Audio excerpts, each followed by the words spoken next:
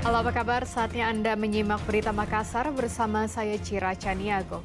Sejumlah berita menarik akan kami sajikan untuk Anda dan berikut 3 berita utama hari ini. Gagal menanjak, sebuah truk kontainer melaju menimpa rumah panggung di Trans Sulawesi Kota Parepare. Polisi menangkap kawanan pembobol 3 kantor jasa pengiriman barang di Kota Makassar. Pemerintah Kabupaten Maros mendirikan sejumlah rumah booster di kawasan pesisir Maros untuk atasi krisis air bersih.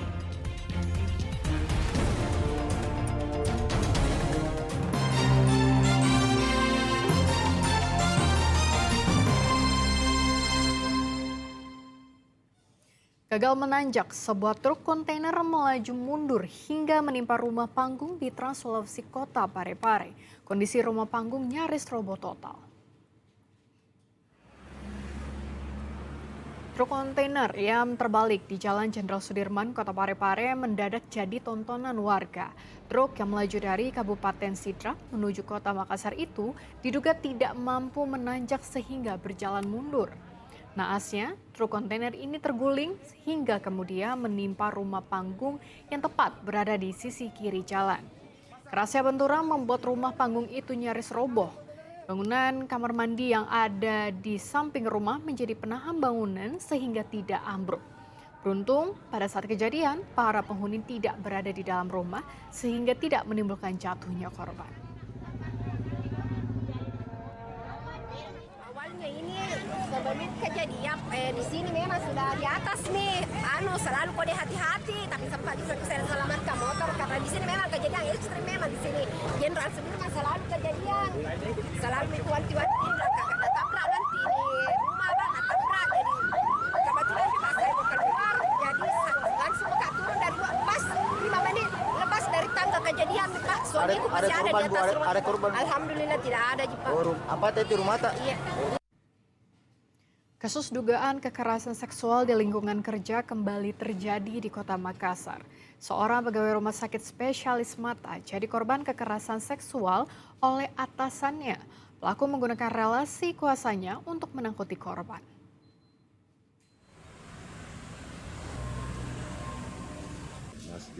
Didampingi Dinas Perlindungan Perempuan dan aktivis perlindungan perempuan, wanita berinisial RT ini akhirnya melaporkan atasannya atas dugaan kekerasan seksual. Mirisnya aksi dugaan kekerasan seksual itu terjadi di lingkungan tempat korban bekerja dan membuat korban ketakutan saat bekerja. Pasalnya aksi kekerasan seksual dilakukan pelaku sejak Mei 2024 lalu.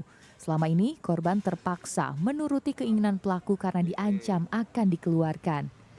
Tak tahan dengan pelakuan pelaku yang memaksa korban untuk berhubungan badan, korban pun akhirnya melapor ke polisi. Korban baru berbicara pada saat dia merasa dia sangat-sangat tertekan dengan perlakuan terakhir pelaku. Pada saat pelaku memaksakan untuk berhubungan badan gitu. Pertama diberhentikan pasti. Relasi kuasa ya. Kalau kamu speak up, kamu akan dipecat, kemudian saya akan menuntut. Gitu. Jadi pelaku mencari pembenaran di situ. Aksi kekerasan seksual ini membuat korban trauma hingga harus mendapat pendampingan. Sementara itu laporan korban masih diproses pihak kepolisian. Andi Muhammad Sardi melaporkan dari Kota Makassar.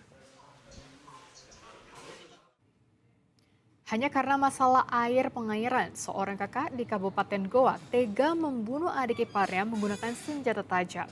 Korban tewas dengan sejumlah luka kepala dan beberapa bagian tubuhnya.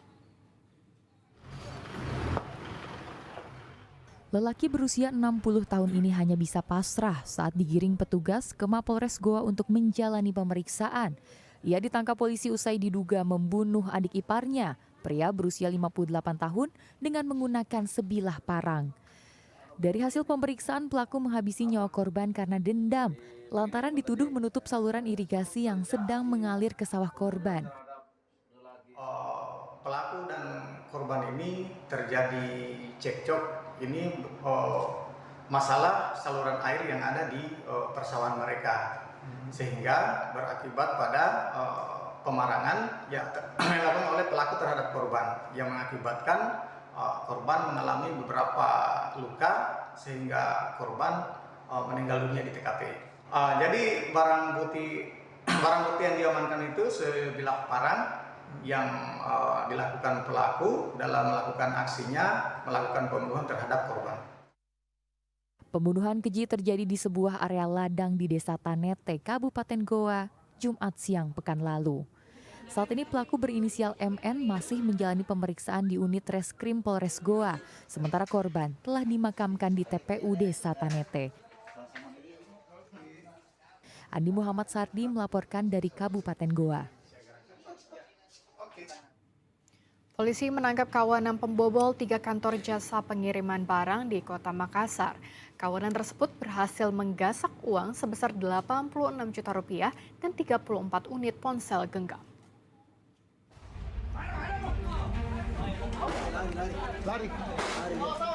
Tembakan peringatan bertubi-tubi dilepaskan saat polisi menggerebek seorang terduga pelaku pencurian kantor jasa pengiriman barang yang bersembunyi di sebuah rumah di Desa Salenrang, Kabupaten Maros.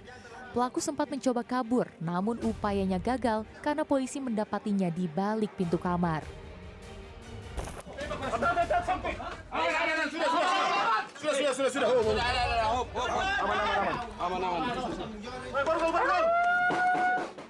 Polisi lalu meringkus pencuri lainnya yang tengah berada di sebuah minimarket di Kabupaten Goa. Pria ini merupakan mantan karyawan perusahaan jasa pengiriman yang diduga jadi otak pencurian.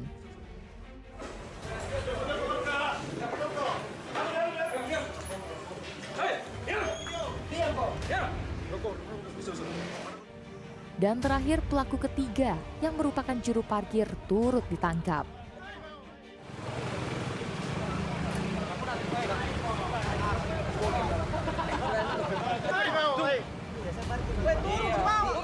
Ketiganya adalah kawanan pembobol kantor jasa pengiriman barang di Kota Makassar.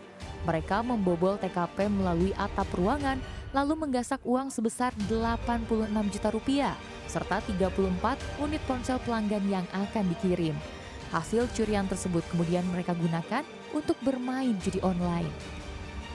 Terjadi di 3 TKP, di 2 di wilayah Polres Makassar, kemudian 1 di wilayah Polres Goa. Nah, yang bersangkutan itu mantan karyawan dan uang hasil kejahatan tersebut habis dipakai untuk judi online. Nah, sementara ini kita dapatkan untuk 480 ada 1 orang, kita masih kembangkan. Nah, barang bukti yang sudah diamankan sekarang itu berupa receiver, kemudian juga ada handphone sebanyak 8 unit. Polisi masih menelusuri keberadaan barang bukti yang sudah terjual ke penadah. Kini ketiga tersangka terancam hukuman minimal 5 tahun penjara. Andi Muhammad Sardi melaporkan dari Kota Makassar.